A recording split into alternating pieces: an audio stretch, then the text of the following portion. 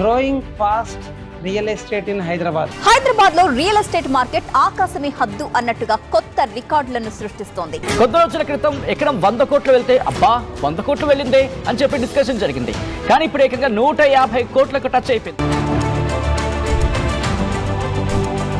Are you growing with the same speed? Nowadays, everything is dependent on speed and competition. Hyderabad real estate తో పాటు మీరు ఎదుగుతున్నారా? Last couple of months లో కుకడపల్లిలో 2,80,000 per square yard చాలా great అనుకున్నాం. ఆ లోపే 177 crores acre రాయదుర్గంలో ఇంకా అద్భుతాలు ఏం జరగవు అనుకున్నాం. బట్ 3,50,000 per square yard మళ్ళీ రీసెంట్ అమ్ముడు పోయింది. So still it is growing. So దాంతో పాటు మనం ఎదగాలంటే మనకు ప్లాట్ ఉండాలిగా. మరి హైదరాబాద్ లో లేకపోవచ్చు, అట్లీస్ట్ ఔటర్ రింగ్ రోడ్ దగ్గర ఉందా? ఔటర్ రింగ్ రోడ్ దగ్గర తీసుకున్నా భవిష్యత్ బంగారమయమే. నిజంగా ఔటర్ రింగ్ రోడ్ దగ్గర కూడా మీరు తీసుకోకపోతే మీకు మరొక అవకాశం మీ కళ్ళ ముందర ఉన్నది ఏంటంటే రీజనల్ రింగ్ రోడ్ మాత్రమే.